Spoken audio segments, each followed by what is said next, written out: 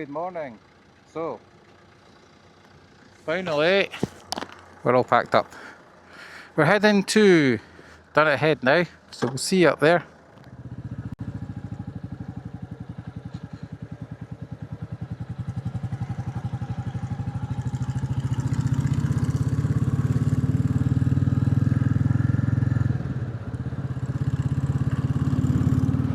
Big cliffs again.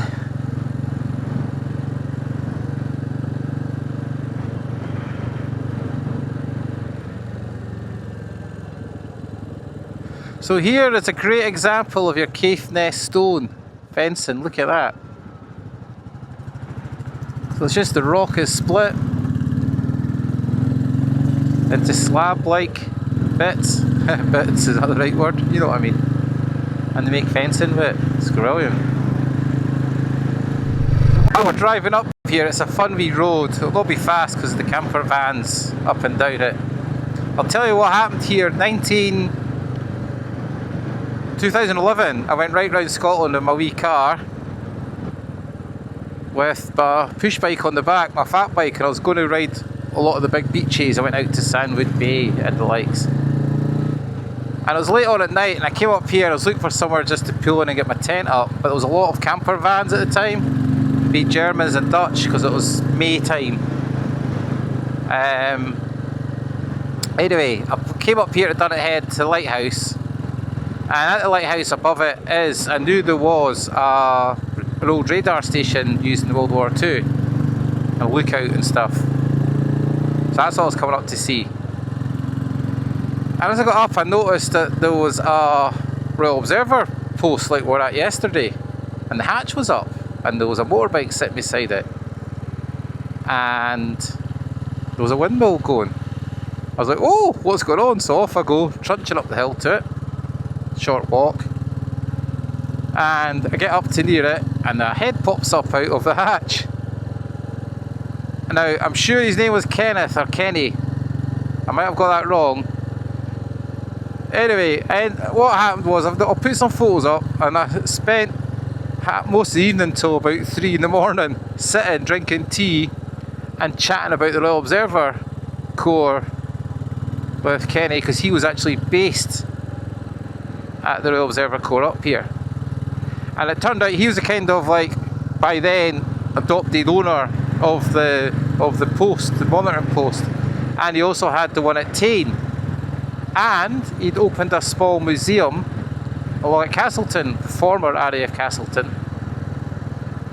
which isn't open till 2 PM, and I'm going to be starting to head home, so we're not going to visit that this time. We'll keep that for another visit.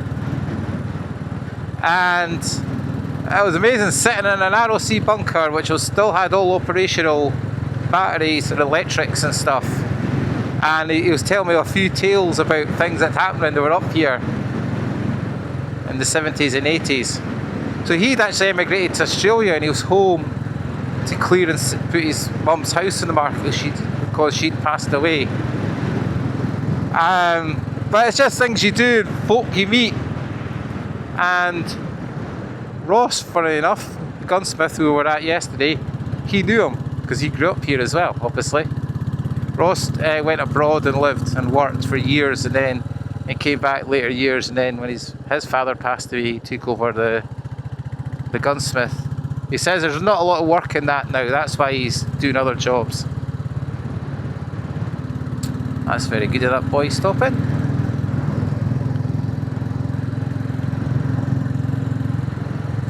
That's a new Transalp. It's a new one. But look at this, look at the views. They're going to be impressed with this. Wait to see this. Look at that, folks. Now, if it wasn't windy, I'd have put my drone up over the side to let you see the cliffs. It's bonkers. So there's the buildings for the radar station.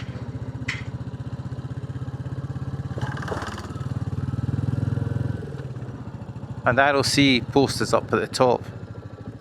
Now, I think the hatch has been welded up.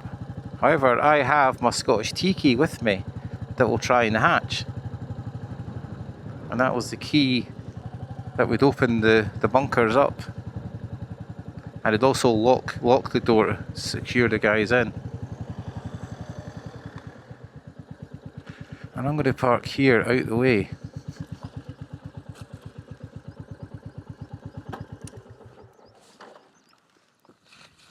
And then no camper van can reverse in.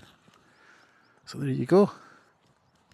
We'll get some pics and come back up when we get up there. Quick look in the van. So I sleep here on the floor, and the bike's at the back. This is insulated. Brilliant.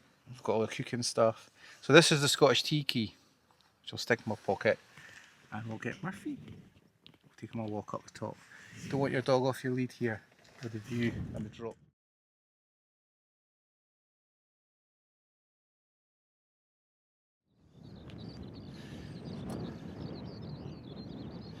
Skylark singing above. Don't know if you hear them on the microphone. So there's the Royal Observer Corps post. They're bunkers, but they're known as posts. So my interest in them started because my uncle Alec, my late mum's brother, was a member of the Irvine group. So if you're into ROC bunkers, you'll be able to go and look that up. Alex Scott, his name is. He was a member. Now we did have photos of him in his ROC uniform, but I couldn't find one editing this film up, sadly. So this was an early warning radar system here, and this would be linked into the chain home. And this was all for the bombers coming across from occupied Norway, the German bombers. And then later, post World War II, as the Cold War kicked in, approximately 1600 of those monitoring posts were built, and then they were scaled down to, I think it was about 700 and something, 750 something, during the 60s. And it was due to the change in the type of missiles they were using and detection of them. Fascinating history though, Cold War history. I find it actually starting to get more interesting now as I get older in World War II stuff.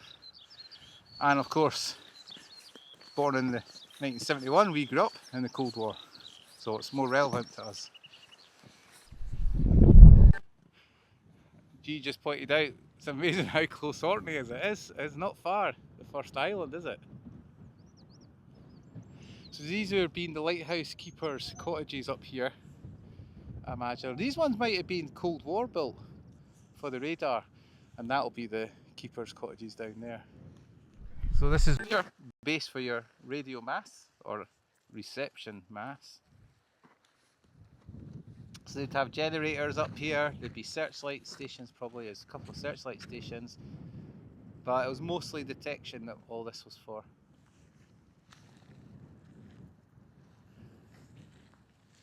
Google Dunnet Head and you can read all about it. That should make a great shed, wouldn't it? Look inside. I'll not drop my camera in, but there you go. Look at that. Bone dry. So you can live up here, keep your Willis Jeep in there, and your motorbikes. Great living there though. Long winters though up here. Long dark days.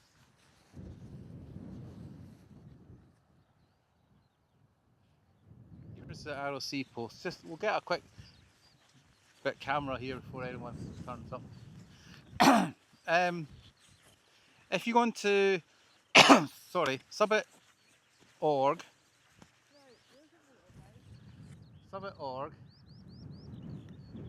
that's him on the Royal Enfield. That's Ross and Fiona's bike coming up to see us. We'll get a guided tour for Ross. Go on to subbit.org.co.uk, I'll put the pictures up. You can find every one of these, and there'll be one of these near where you stay. It might be defunct, as in smashed up, bulldozed over, built on top of. It might be broken open and vandalised, but some of them are complete and perfect condition. And here you go. Here's the hatch. So the hatch isn't welded.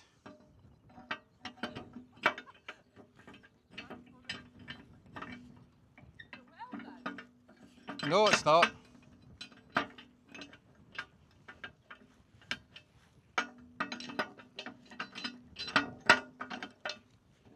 For some reason the key doesn't actually go in on this one.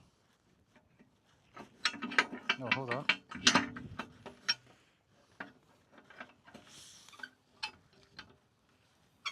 I think it's just really stiff I think it's probably been, or ground out. I reckon it'll been opened with something non, And there's kind of because you can open them with an Allen key. sort of You see it's not welded, but that should turn and it's like not. sort of, what's the word you call it when you make a So head this on is a it? master post, this one. So there's your, all your, Keel will come out now. here comes Ross.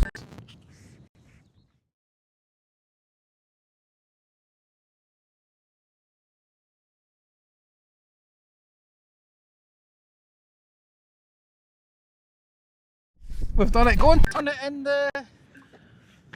There we go, folks. It looks like it's been trashed a bit. Now, what's that bit? That's the sump pump. No, it's not. There's the sump. Sump pump still on. Well, as I say, down the hatch, don't they?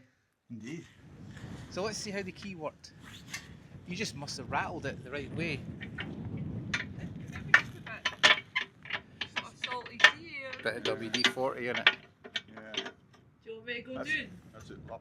Because it's dry at the bottom. Yeah, go down. I'll go down first. Well, you can go down. You go down this one then. Down the hatch, as they say. Tuck your camera away from. It's locked. This lock's open, doesn't it? I think. Yeah, it's locked. So it won't accidentally come Nah. chop you in half. So what they did was You're a paramedic then. on the videos of them, they took the keys out and then they locked the key in. They locked themselves in. So if there was a strike, if they'd nuked Inverness, the other members who weren't on duty couldn't come up and get in. They were screwed. It's a one-way ticket, isn't it? Brilliant, come. And and when you get talking, like my people, people of my generation, you get talking and tasteless about it. Oh, my dad was in there. Yeah, well, my mum, And like, and I know these people. I'm like, my late mum's services guys, you know. Irvin Post. My mum's brother was an RSC member. We've somewhere got a photo of him. My dad wasn't, although he'd be an absolutely likely candidate. You know. So it's got a dry floor. Most of them have a wet floor. Oh look, that's the chimney for his stove. Look. Oh yeah. Oh, it's been pretty trashed. Oh, what a shame. So inside, we've still got the keep calm and carry on sign on the door. Yeah. And then tables are still in. Bunk bed's still there.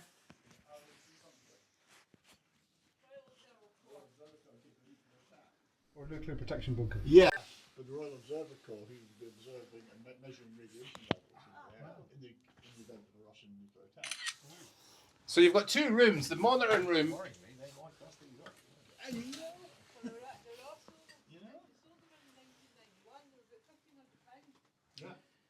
It's still got the chemical toilet. the house in Berrydale for sale, Kings Park, it's got big bungalows. If you're coming north, So Berrydale, you can see better on the phone on the phone inside.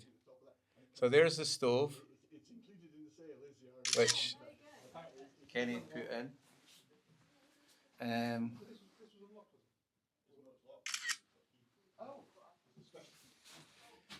Here's the maps.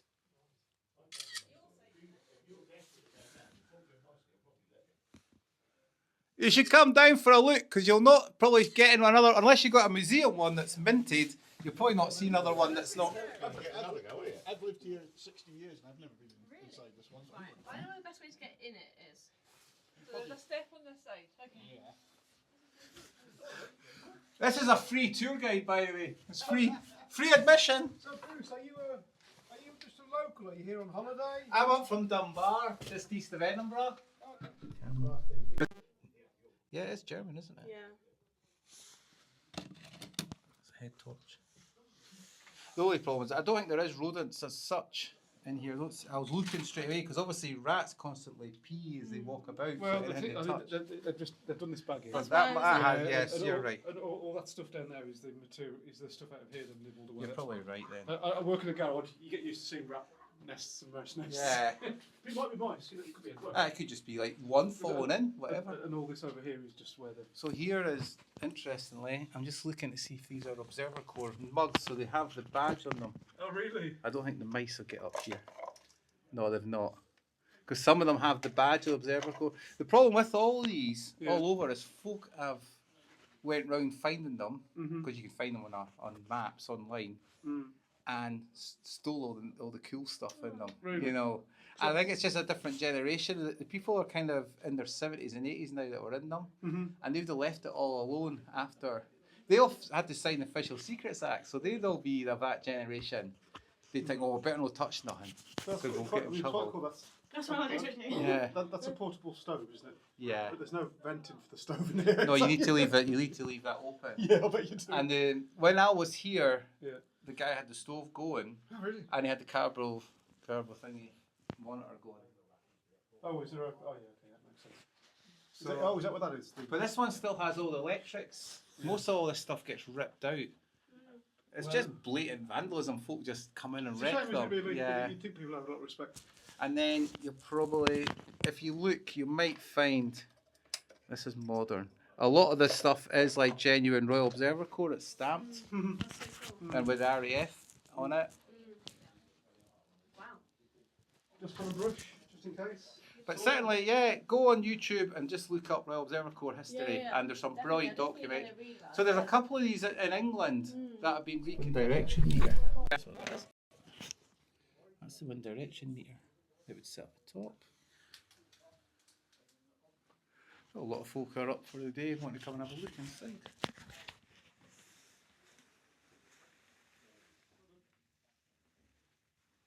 A whole group of folk outside, it's quite funny. Yeah, yeah. So sadly, none of the original Royal Observer Corps stoves or mugs are still in it. They've all been pinched by souvenir hunters.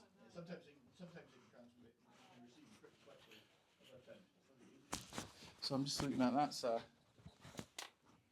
an army satchel,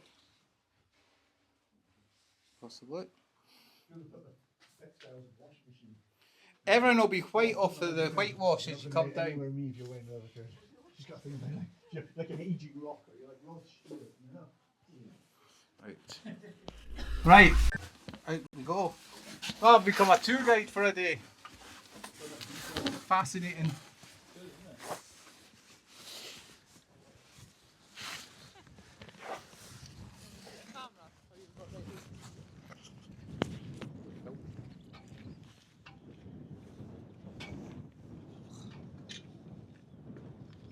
Just in case you dropped it.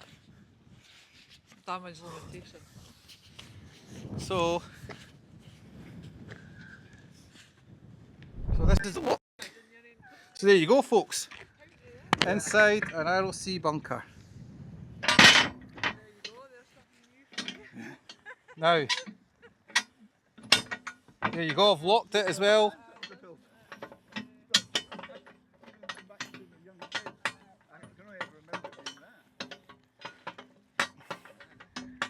I'm not sure what that little building was. He's made that into a statutory. We were saying that, has there been some sort of generator or?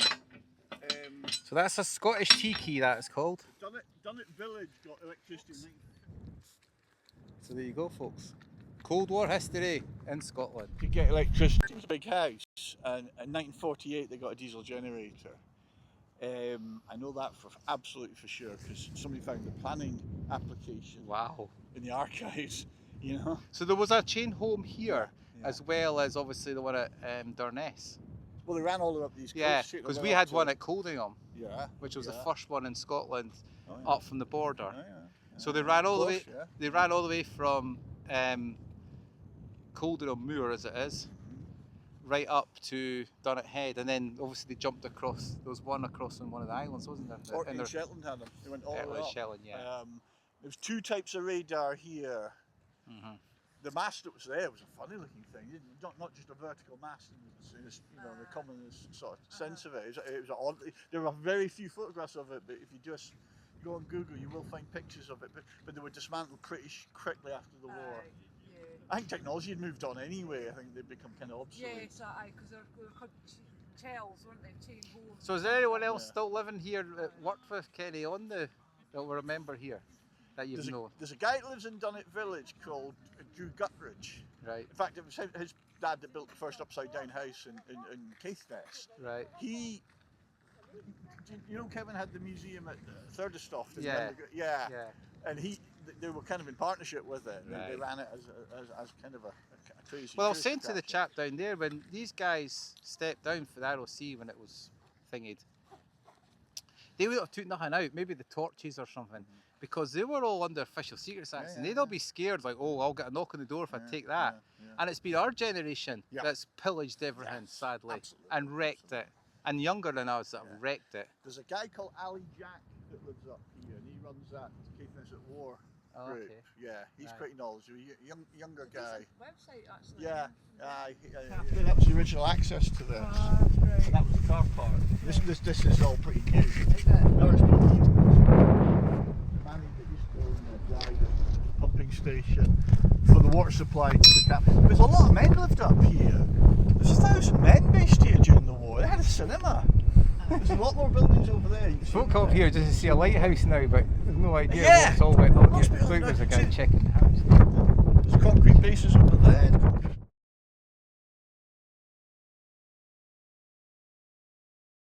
The natal buggers van.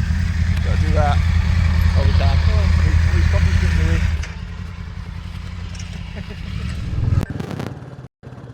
So, some ROC bunker history, and that's the most northerly Royal Observer Corps monitoring post on mainland UK, I believe. So, I've done the right one for the film. So the buildings across there, I don't think you can see them. They were that was a chain home, which is a radar site, World War II. All this was totally different in World War II, the amount of people that had been up here. Anyway, what I'll do is I'll come back when we get further down.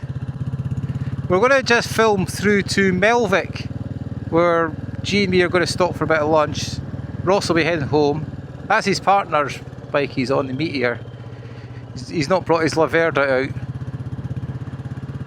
out. Same bike as Mark's got. Yellow. Mark's bike's Bumble, of course. But he enjoys riding that Meteor, he says it's good. Well, Ross came up and seen us again today after meeting him yesterday. And as you heard there in the film, it told us a lot of local history.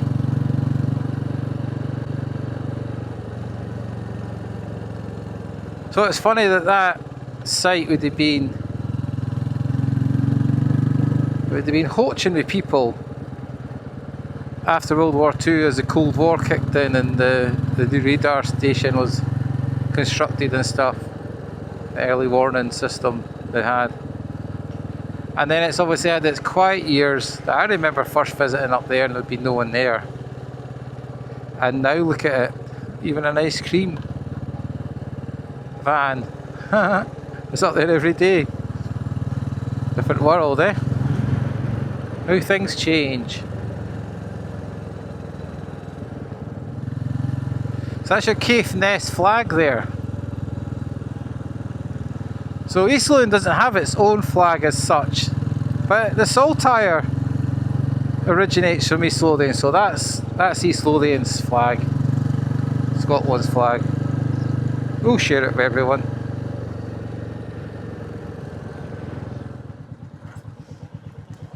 Excellent! Right, thanks again, John. Good to meet you. I'll keep in touch anyway. Absolutely. Have a good safe journey south. Excellent. All right, catch you later. Cheers.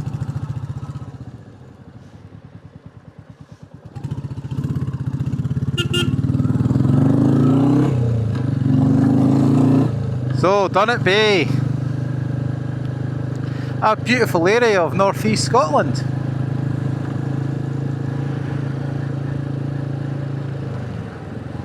What a beach.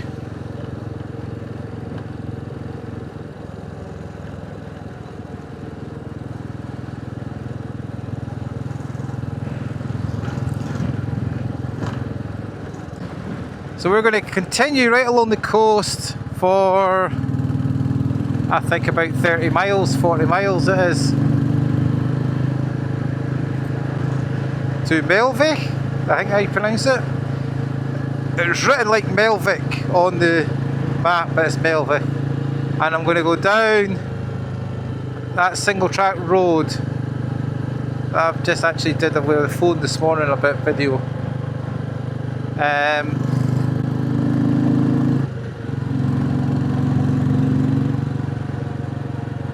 That's a good wee campsite though. It was quiet being not school holidays. Just all old folk and folk like us getting old. Anyway, on we go. So last two films have been a wee bit different. You've seen a bit more kind of sightseeing, and then this film you've had some Cold War history, and I think that was a fitting bunker to go down. Now I can show you photos as well of what they looked like when they were operational, and but go onto YouTube and just look up Royal Observer Corps ROC history, and there's some fantastic documentaries about them. Some are made in maintained bases that have got, like, are used as sort of museums now. But yeah, go and have a look look them up anyway. Fascinating. Okay everyone, we'll wrap this up now. We're getting quite long, nearly half an hour. So I hope you enjoyed that. Let me know what you think. Any other info you know about that area, put it in the comments. It'll be greatly received. And I'll pass it on to Ross. Yeah, okay. We'll get another film from this short, quick break up north. And then that'll be it. So thanks as always for watching. Leave a like, subscribe if you're new in here. Really appreciate that. And see you next one. Bye for now.